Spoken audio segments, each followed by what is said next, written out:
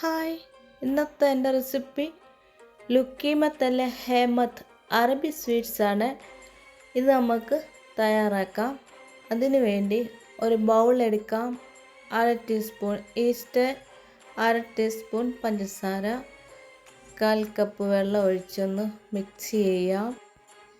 ഈ ഈസ്റ്റാണ് ഞാൻ ചേർത്ത് കൊടുത്തത്. 2 കപ്പ് മൈദ.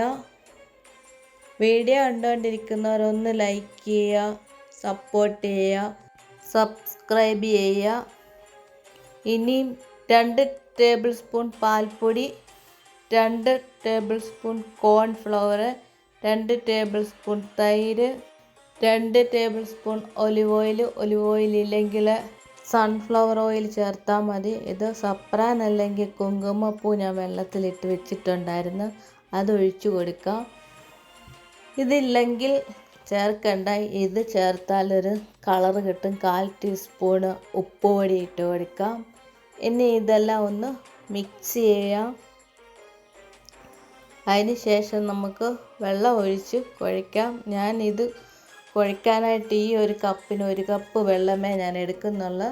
ആദ്യം ഞാൻ 1/4 കപ്പ് വെള്ളം ഒഴിച്ചാണ് ഈസ്റ്റ് കലക്കിയത്. ബാക്കി വെള്ളത്തിൽ വേണം ഇത് കുഴച്ചെടുക്കാനായിട്ട്. നമ്മൾ ചപ്പാത്തിക്കൊന്നും കുഴയ്ക്കുന്ന പോലെ ഇത് കുഴയ്ക്കാൻ പറ്റത്തില്ല. കുറേശ്ശെ വെള്ളം ഒഴിച്ച് വേണം ഇത് കുഴച്ചെടുക്കാൻ. ഒത്തിരി വെള്ളമായാൽ എണ്ണയിലിടുമ്പോൾ ശരിയായി കിട്ടത്തില്ല. ഇതുപോലെ കുറേശ്ശെ വെള്ളം ഒഴിച്ച് കുഴച്ചെടുക്കാം. ഞാൻ മുഴുവനും വെള്ളം ഒഴിച്ച് ഇനി കൈ കൊണ്ട് ഇതുപോലെ കുഴച്ചെടുക്കണം, നല്ല സോഫ്റ്റായിട്ട് കിട്ടാൻ വേണ്ടി. ഈ ഒരു പരുവത്തിൽ വേണം കിട്ടാനായിട്ട്. ഇനി ഒരു വിസ്ക് വെച്ചിട്ട് ഇതെല്ലാം ഇതുപോലെ ആക്കി കൊടുക്കാം.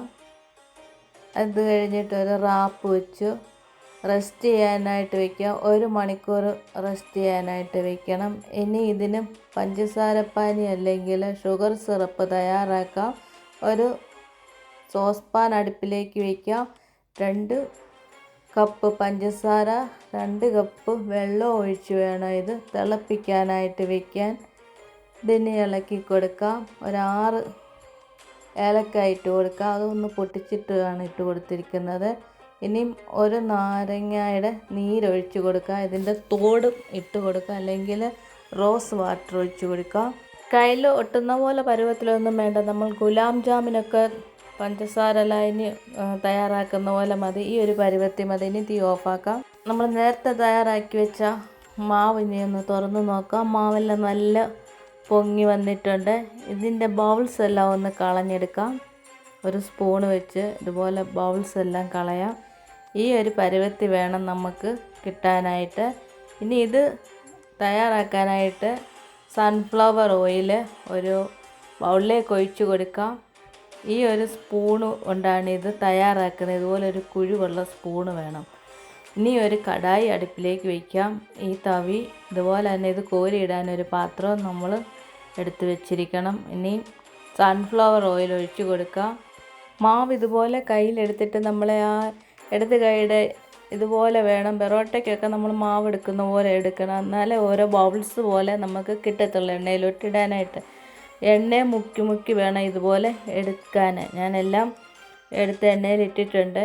ഇതുപോലെ ബൗൾസായിട്ട് കിട്ടാൻ വേണ്ടിയാണ് അങ്ങനെ ചെയ്യുന്നത്. ഇനി ഇത് ഇളക്കി കൊടുത്തോണ്ടിരിക്കാം. നല്ലൊരു ബ്രൗൺ ഷെയ്ഡ് ആകുന്നത് വരെ ഇത് ഇളക്കി കൊടുത്തുകൊണ്ടിരിക്കണം. പാകമായി വരുന്നുണ്ട്. ഈ ഒരു പരുവാകുമ്പം കോരിയെടുക്കാൻ നമ്മൾ നേരത്തെ എടുത്ത് വെച്ച പാത്രത്തിലേക്ക് ഇട്ട് കൊടുക്കുക, എണ്ണയൊക്കെ ഒന്ന് പോകാനായിട്ട്. അത് കഴിഞ്ഞിട്ടൊരു ബൗളിലേക്ക് ഇട്ട് കൊടുക്കാം. ഇനി നമ്മൾ തയ്യാറാക്കി വെച്ച ഷുഗർ സിറപ്പ് ഇതിൻ്റെ മുകളിലേക്ക് ഒഴിച്ചു കൊടുക്കാം.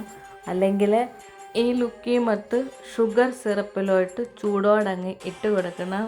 ഷുഗർ സിറപ്പ് ചെറുതായിട്ട് തണുത്തതിന് ശേഷമേ ഇട്ട് കൊടുക്കാവൂ. ഒരു ഭംഗിക്ക് വേണ്ടി ഞാൻ വെള്ള എള്ള് ചേർത്ത് കൊടുത്തിരിക്കുകയാണ്. ഇനി പുതിയൊരു വീഡിയോ കാണാം.